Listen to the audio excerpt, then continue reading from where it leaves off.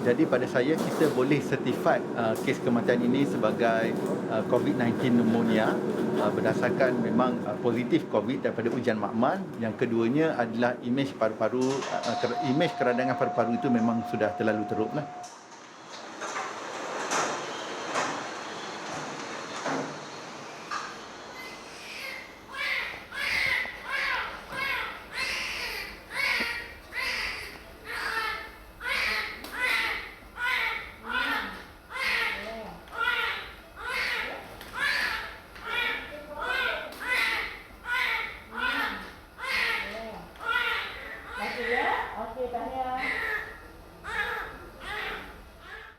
Boleh ke ibu bapa dia keluar untuk sembuh, keluar dengan elok untuk jumpa anak dia balik ke tak? Kalau mereka sayang anak-anak mereka, sayanglah diri mereka dulu.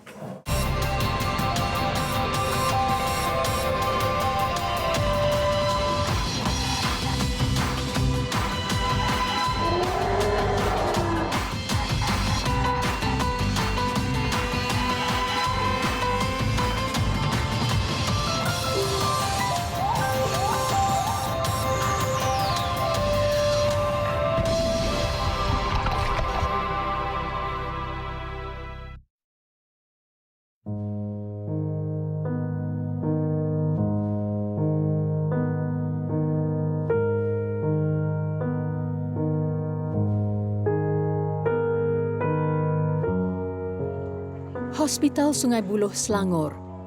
Bangunan putih yang tersimpan 1001 kisah COVID-19.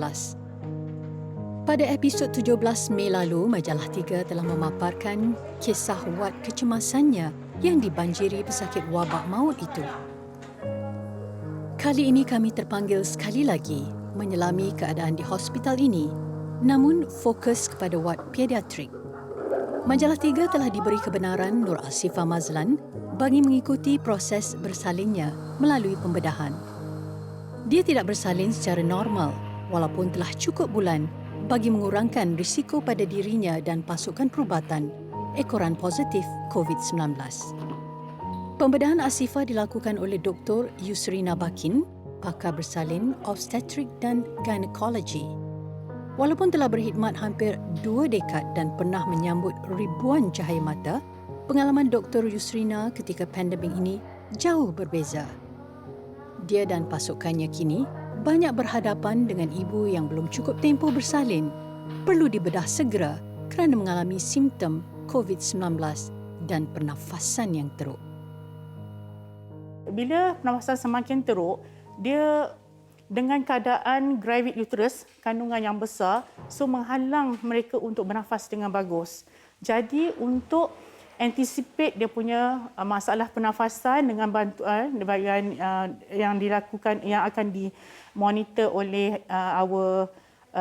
pakar bios di ICU, dia memerlukan dengan keadaan macam ni, dia akan menghalang untuk pesakit untuk sembuh dengan cepat. Okay, disebabkan kekurangan oksigen, disebabkan oleh gravid uterus itu sendiri.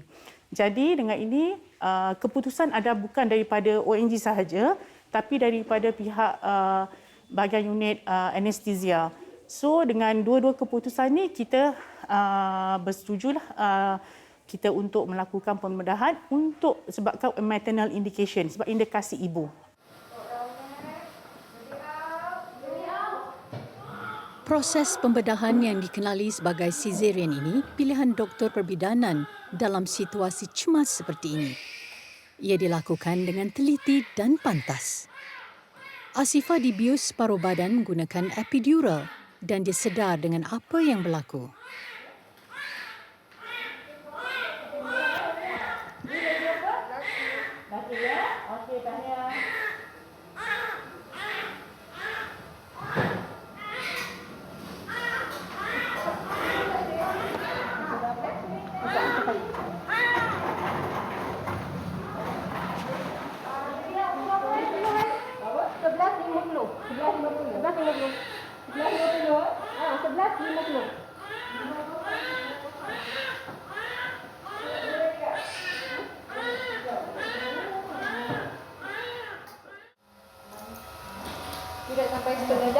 Dr. Yusrina dan pasukannya berjaya membuat pembedahan ke atas ibu yang syarat mengandung tetapi positif COVID. Syukur kedua ibu dan anak sekarang ni selamat. Ujian saringan telah dilakukan terhadap anak teruna Asifah ini dan keputusannya negatif COVID-19.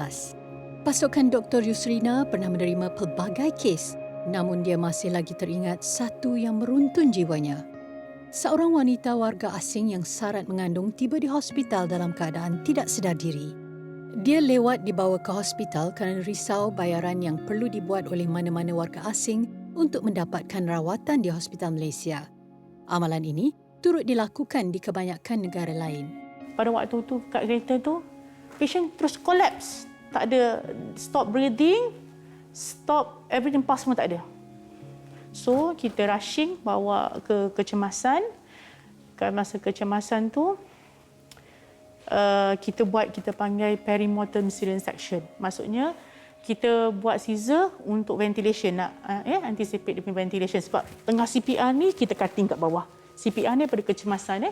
Buat kecemasan, kita buat cutting daripada bawah. So, baby keluar memang dah tak ada. Sebab mak pun kita buat CPR lebih kurang dalam almost about 1 hour juga. Mak kawan macam tu.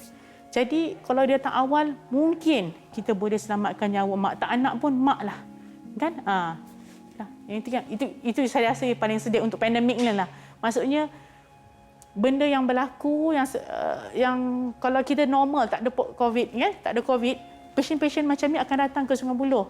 Kita bantu yang walaupun tak ada duit, kita selamatkan mak dulu, kita selamatkan anak dulu, baru kita fikir pasal how dia nak bayar. Itu bukan di bidang kuasa kita, yang penting nyawa mak dan anak kita dulukan. Hospital Kuala Lumpur.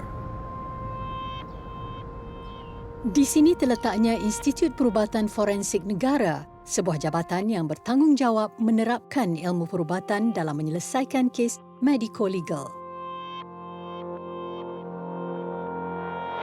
Sejak lebih setahun lalu, bilik mayat di sini menjadi tempat persinggahan tubuh-tubuh mangsa wabak COVID-19. Bilik ini mampu menampung sehingga 36 orang mayat. Namun, semenjak kes kematian meningkat akhir-akhir ini, pihak Institut Perubatan Forensik Negara mendapatkan bantuan hospital awam berhampiran untuk meningkatkan kapasiti penyimpanannya. Ia bagi mengurangkan beban khidmat bedah siasat yang digalas jabatan ini. Kami menyediakan perkhidmatan berdasarkan garis panduan yang ditetapkan oleh Kementerian Kesihatan dan kami membantu dalam pengurusan mayat-mayat COVID-19 ini, sama ada kematian yang meninggal di ward maupun kematian yang dibawa mati daripada luar oleh pihak polis, apa yang dinamakan cases brought in dead. Kami menyediakan perkhidmatan bedah siasat untuk menentukan sebab kematian, sama ada kematian itu benar-benar disebabkan oleh COVID ataupun tidak.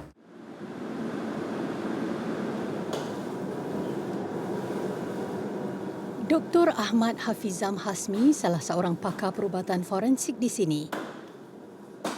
Rutin hariannya banyak dihabiskan di dalam bilik biokeselamatan tahap 3, sebuah ruang khas bagi melakukan bedah siasat terhadap mayat mangsa COVID-19. Dibantu rakan pakar dan pegawai perubatan forensik lain, mengendalikan proses bedah siasat kepada mangsa wabak pembunuh itu bukannya mudah. Diamanahkan sebagai Ketua Seksyen Operasi Postmortem COVID-19, Dr. Hafizam salah seorang yang terlibat dalam menyediakan garis panduan bedah siasat berisiko tinggi ini. Pada peringkat awal penyakit COVID-19 ini, tidak banyak yang diketahui tentang apa yang dilakukan oleh virus SARS-CoV-2 ini terhadap badan manusia. Jadi di Jabatan Perubatan Forensik, pihak kami memeriksa mayat COVID-19 daripada berpunca kuasa daripada Akta Kawalan Penyakit. Ini bagi membantu memberikan dapatan-dapatan di dalam badan manusia apa yang dilakukan ataupun apakah perubahan yang disebabkan oleh virus SARS coronavirus 2 ini terhadap badan manusia. Hari ini Dr. Hafizam dan rakan-rakan menerima mayat seorang lelaki berusia 61 tahun yang meninggal dunia secara mengejut beberapa jam sebelumnya. Ujian RTK yang dilakukan menunjukkan si mati negatif COVID-19. Namun ia diragui petugas di sini dan oleh sebab itu proses bedah siasat komprehensif dan ujian PCR perlu dilakukan. Langkah keselamatan khas perlu diambil Dr. Hafizam dan rakan-rakannya sebelum boleh membedah tubuh mangsa. Hal ini kerana proses bedah siasat merupakan satu proses yang menghasilkan aerosol. Kan? Dan aerosol ini dikuateri berkemungkinan mengandungi SARS-CoV-2. Atas sebab itulah bedah siasat ini dijalankan di dalam bilik khas. Dan petugas yang menjalankan bedah siasat perlu memakai PPE tahap 3 untuk memastikan keselamatan petugas.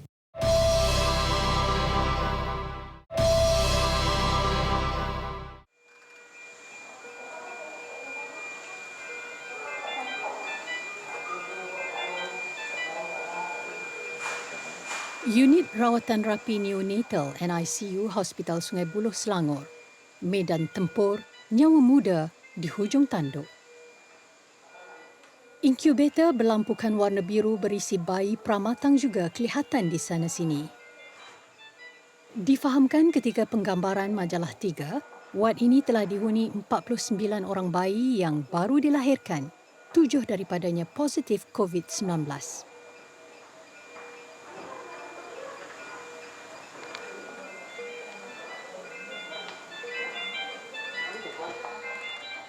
Nur Fariha Hasnul Hadi, jururawat di sini. Dia antara yang terawal bertugas menjaga sekeluarga pesakit COVID-19 dari China pada tahun lepas.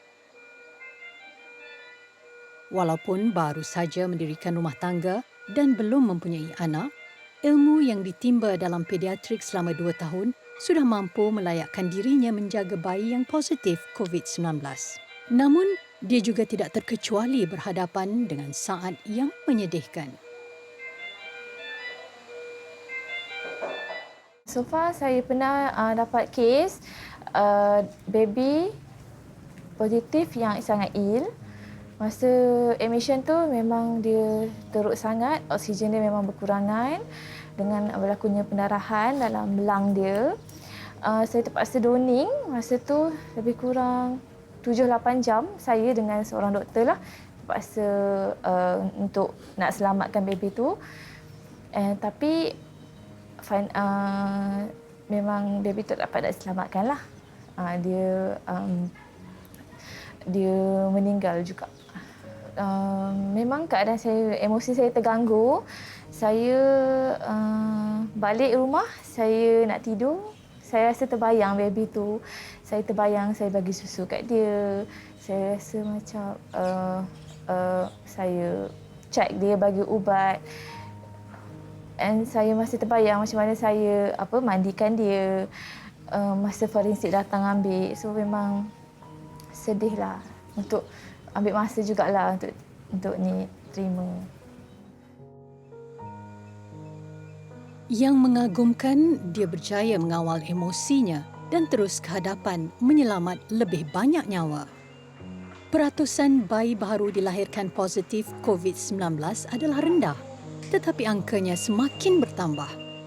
Dan yang paling membimbangkan adalah peningkatan statistik bayi pramatang, ekoran pembedahan menyelamatkan ibu kategori 4 dan 5 virus itu.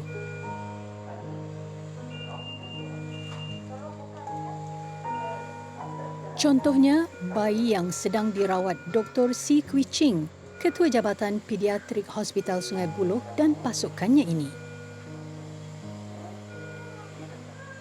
Si comel baru saja berusia 33 minggu dengan berat 1.7 kg mengalami masalah peparu dan memerlukan alat sokongan pernafasan serta bantuan ubat-ubatan lain.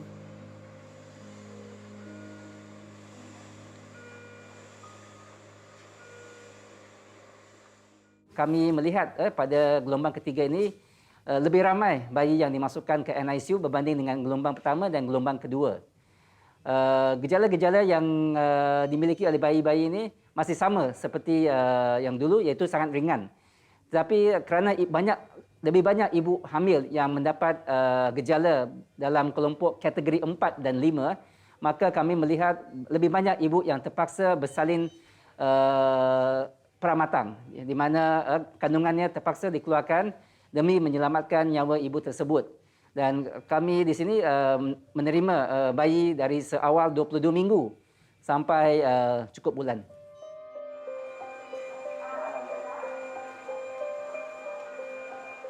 Tidak sampai 1 jam Dr. C dan pasukannya menyelamatkan bayi berkenaan, mereka dikejutkan dengan kemasukan satu lagi bayi yang baru dilahirkan dengan usia 27 minggu, berat badan 800 gram.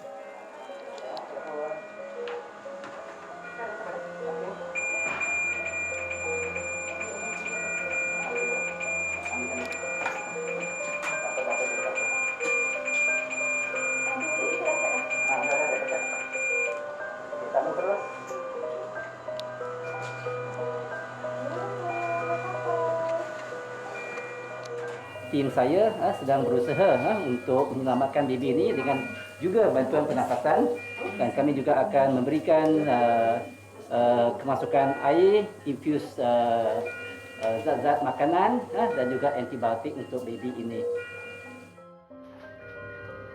Keadaan ini menggambarkan mereka perlu 24 jam bersiap siaga menerima sebarang kes kecemasan sebegini. Yang paling mencabar pernah dihadapi adalah merawat bayi berusia 22 minggu, berat badan 540 gram dengan keadaan ibunya sangat tenat.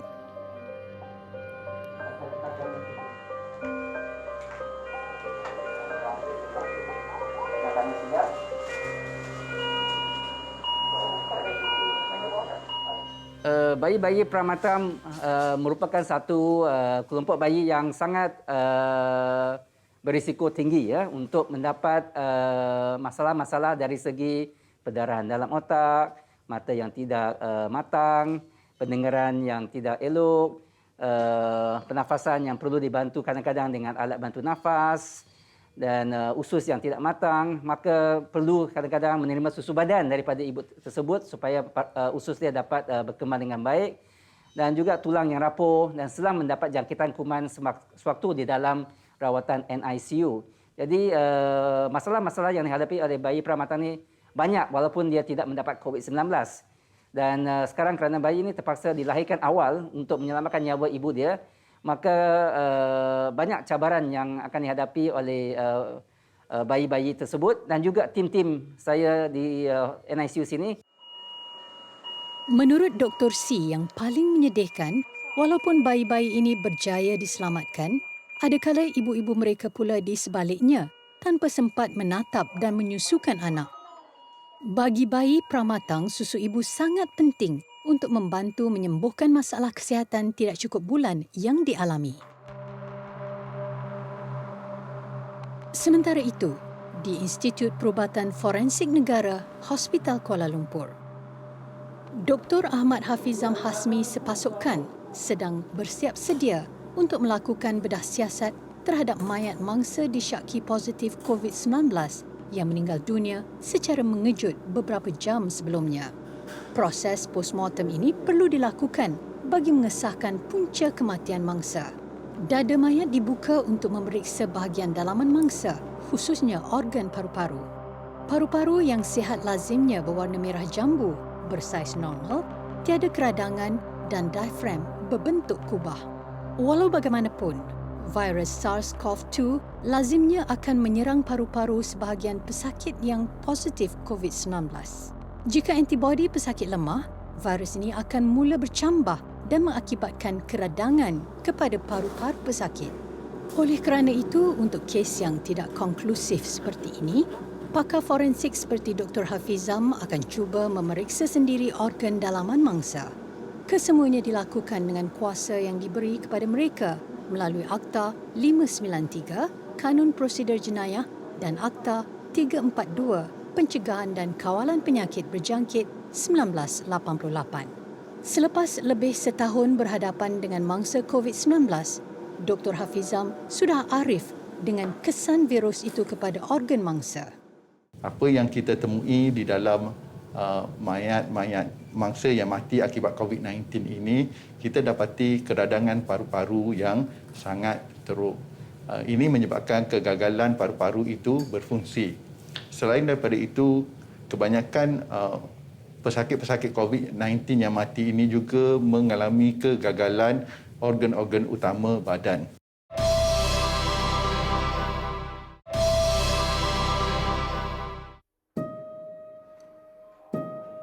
Semenjak diisytiharkan sebagai hospital rawatan COVID-19 sepenuhnya pada Mac 2020, sebarang kes yang melibatkan ibu mengandung, kanak-kanak dan bayi positif virus itu akan dirujuk ke Hospital Sungai Buloh.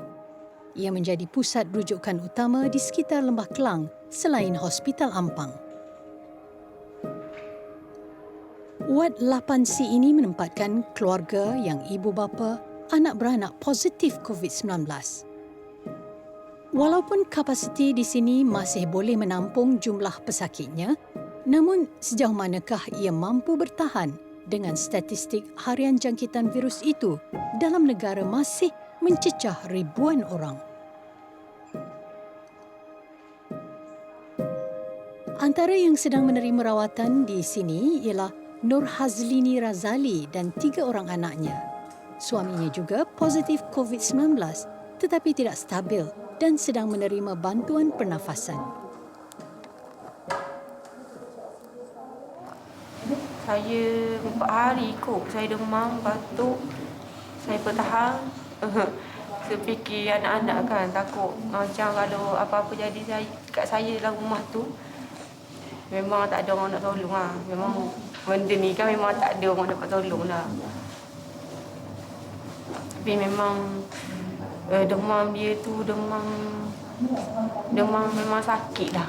Dalam akak berlima anak beranak dan suami, keadaan siapa yang paling teruk?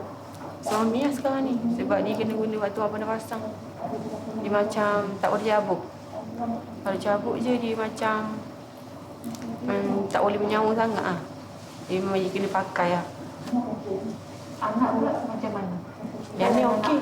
Yang ni 2 hari je demam, lepas tu okey. Makan pun okey, semua okey lah. Yang ni lah, dia tak nak makan. Minum susu okey lah.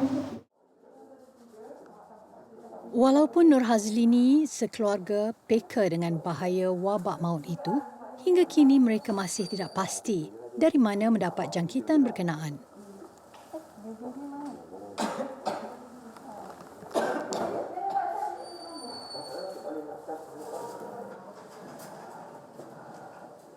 Selang satu bilik rawatan Nur Hazlini pula, seorang bayi sedang mendapat rawatan dengan pegawai perubatan Eng Wen Jen dan jururawat Nurul Suryani Osman.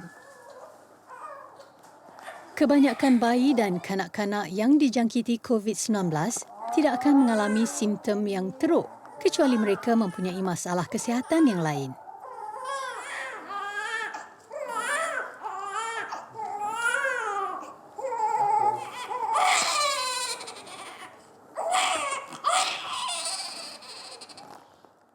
Setakat ni yang kita tengok, kalau budak yang dapat COVID ni yang saya tengok kat sini tak ada yang teruk sampai mati. So far, touch wood. Oh, nasib baik. Yang paling banyak pun mereka perlu oxygen support. Contoh dia ada underlying Down syndrome. Mereka lebih senang prone untuk dapatkan pneumonia, untuk jangkitan kuman paru-paru, untuk dapat jangkitan any virus infection. So kebetulan dia kena COVID juga. Lepas tu dia punya jangkitan paru-paru pneumonia tu nampak lagi teruk banding dengan yang budak lain. Sebab memang kita tahu budak Down syndrome ni dia lebih risk tinggi. But so far dekat sini kita tak nampak lagi yang teruk sampai dia COVID yang menyebabkan dia sampai matilah. Nasib baiklah.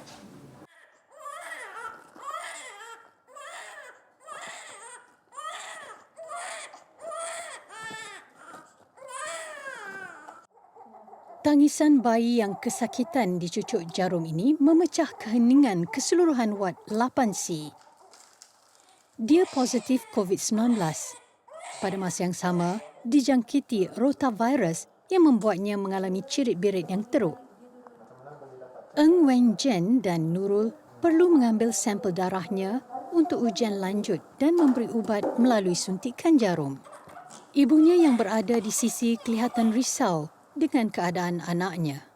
Sebab baby punya perut dia kembung, kita nak puasakan dia lah. Bila puasa ni kita masukkan last tube ni, dia directly masuk ke dalam perut dia.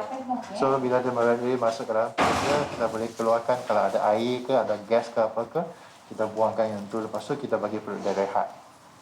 Kalau kita nak bagi ubat apa, kita boleh, kalau nak bagi air garam ke, ubat ke, boleh bagi ikut last tube teruslah. Baby tak payah hisap.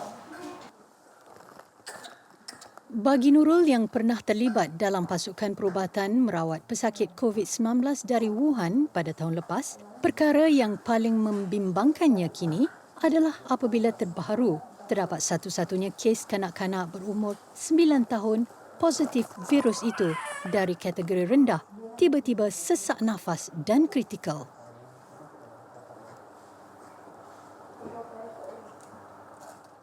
Sebelum ni saya tengok budak progres dia macam dia asymptomatic. Dia tak ada simptom. Diorang okey walaupun diorang kena COVID tapi diorang okey, diorang aktif. Tapi bila ada budak yang masalah pernafasan dan perlukan bantuan oksigen, saya jadi takut. Saya jadi takut dan saya rasa boleh jadi lagi teruk ke untuk budak-budak. Kalau boleh jadi lagi teruk macam mana yang akan datang. Sebab masa ni rekod untuk budak yang ada intubate tak ada. Tapi bila dah ada rekod ni, kita risau anak-anak kita. Tugas pasukan perubatan di wad ini bukan sahaja merawat pesakit, malah menjaga kebajikan anak-anak kecil yang ibu bapa tidak dapat bersama mereka kerana sedang bertarung nyawa dengan wabak maut itu. Budak tu memang 2 orang, keadaan mak dia yang macam tu dan ayah dia yang tengah sakit. Memang perlu sangat perhatian pada kami. Masa tu kami masuk, masa tu adik dia cuba buang air besar. Kakak 5 tahun. Memang kita tak nak harapkan 5 tahun nak cuci. Jadi kami akan masuk doning, masuk kita akan buat semualah, mandi dia orang, bagi makan, semua kita buatlah, jaga macam anak sendiri. Sebab kita faham keadaan keluarga dia yang masa tu mak dia nak bersalin dengan bapa dia yang tak sihat. Kami berbantu. Masa tu itu keadaan yang pertama, ada 2 keadaan yang saya rasa terkesan lah. Bila kita nampak macam orang ni masuk kuarantin tapi masalah keluarga seseorang tu berbeza. Anak-anak dia mesti tak tahu ada peluang lagi tak untuk jumpa ibu bapa balik nanti. Boleh ke ibu bapa dia keluar untuk sembuh, keluar dengan elok untuk jumpa anak dia balik ke tak? So, kalau mereka sayang anak-anak mereka, sayanglah diri mereka dulu. No choice. Memang kita tak dapat menafikan, kita akan cuba kita punya paling baik untuk ibu bapa dengan kanak-kanak.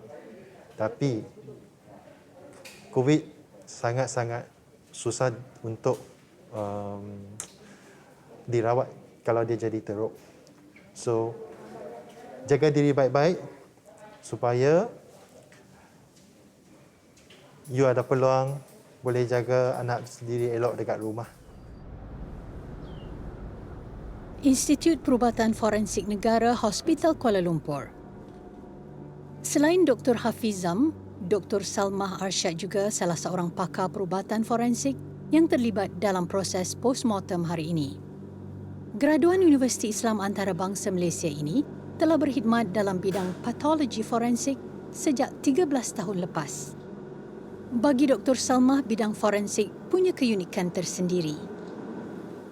Orang yang boleh buat forensik ni adalah orang yang boleh tengok benda tu. Yang saya rasa mungkin kena hati kental. Jujur saya cakap, masa awal-awal saya tengok mayat, masa zaman sekolah dulu ataupun masa belajar dulu, memang saya takut. Tapi bila kita dah tengok hari-hari, mungkin benda tu dah jadi kebiasaan.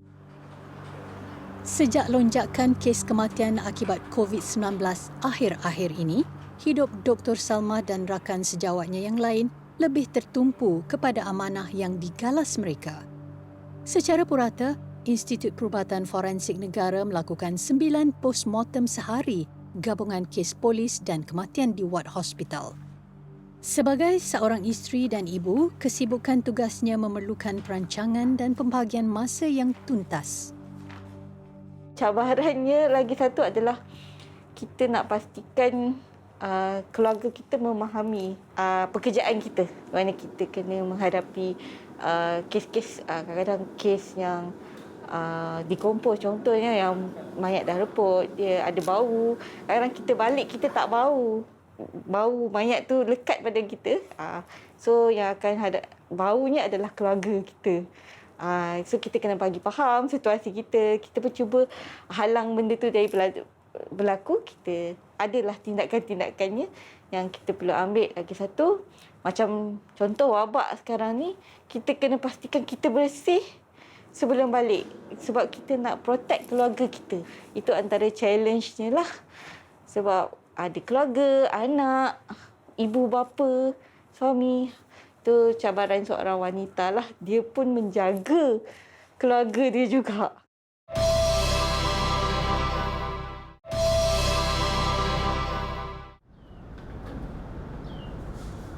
Seiring dengan penambahan ilmu dan pengalaman dalam menghadapi pandemik COVID-19 sejak lebih setahun lalu, Institut Perubatan Forensik Negara kini lebih bersedia menguruskan kes postmortem berkaitan wabak tersebut.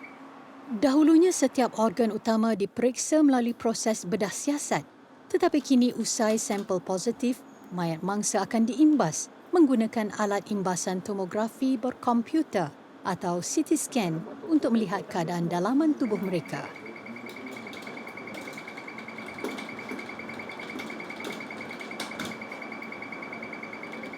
Dr. Grace Wong Yili, pakar radiologi yang ditugaskan di bilik kawalan imbasan CT ini. Mesin CT ini berfungsi dengan menggabungkan beberapa imej X-ray dengan sudut berbeza yang kemudiannya diterjemah perisian komputer yang melahirkan keratan rentas bahagian dalaman tubuh mangsa.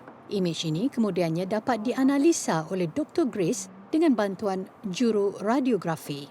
Selepas dapatan sampel positif, keterlibatan radang paru-paru akan menguatkan lagi andaian virus SARS-CoV-2 sebagai punca kematian mangsa. Biasanya memang scan tu amat berguna untuk melihat setakat mana paru-paru itu terbabit lah. Macam kes yang kami tengok tadi, semua paru-paru kan putih. So itu memang bermaksud memang penyakit yang sangat dahsyat lah, yang severe cukup untuk membunuh. Masalahnya untuk imaging, kami bukannya macam boleh tengok penyakit yang sangat terperinci macam tengok mikroskop. So ada kalanya tanda-tanda penyakit lain yang boleh sama juga dengan COVID. Sebab itu sejarah pesakit sangat penting, okay, untuk kami cuba tengok berapa beratusnya most likely akan jadi COVID lah. So memang imaging pun ada limitasi dia. Bukan semua kes kita sangat pasti ada COVID.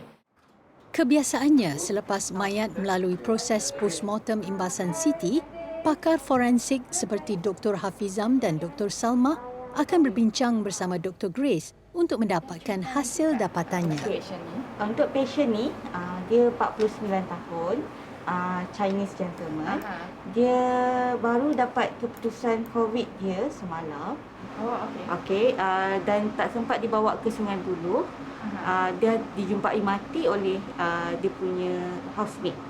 Ya, berdasarkan cerita dan history yang dibagi tu memang ini sangat suspicious untuk COVID lah. Jadi pada saya kita boleh certified kes kematian ini sebagai COVID-19 pneumonia berdasarkan memang positif COVID daripada ujian makmal. Yang keduanya adalah imej paru-paru, imej keradangan paru-paru itu memang sudah terlalu teruklah. Selepas tamat perbincangan, proses terakhir yang perlu digalas Dr. Hafizam dan Dr. Salma ialah memeriksa bahagian luar tubuh mangsa untuk memastikan tiada unsur jenayah sebelum dapat disahkan sebagai kematian angkara COVID-19. Pengurusan proses bedah siasat mayat perlu mengikut garis panduan khas. Ini kerana ia tertakluk kepada sistem perundangan negara. Selain itu, etika khusus juga perlu dipatuhi bagi menghormati setiap jenazah. Bagi mangsa COVID-19, mayat mereka dilitupi 2 lapisan beg yang seterusnya disanitasi. Oleh sebab itu, masa yang diambil untuk menguruskannya lebih lama, apatah lagi dengan jumlah kes kematian hari ini.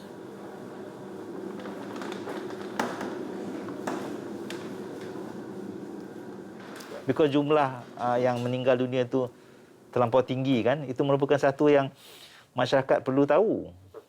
Kadang-kadang because they are not aware that people die and the numbers are huge. Tak pernah dalam sejarah di mana kita perlu menggunakan kontainer untuk simpan mayat pesakit kita dalam hospital. Tak pernah. So, itu satu yang amat menyedihkan ya, bila kita sampai pada tahap yang sebegini ya. Bagi mengekang penularan ini, selain memastikan setiap arahan kesihatan dipatuhi, program imunisasi COVID-19 kebangsaan berperanan besar dalam menyelamatkan nyawa masyarakat. Jadi 400 juta akan digunakan untuk menambah vaksin kita. Yang ini dijangka dah capai 130% daripada, maknanya vaksin yang kita dah beli itu 130% untuk populasi kita. Dan kini juga diberikan elon khas kepada frontliners. Pada barisan hadapan yang gigih bekerja, yang sabar bekerja, yang terus bekerja walaupun dalam keadaan yang dah penat kata orang kan. Jadi dia dinaikkan allowance mereka daripada RM200 kepada RM600.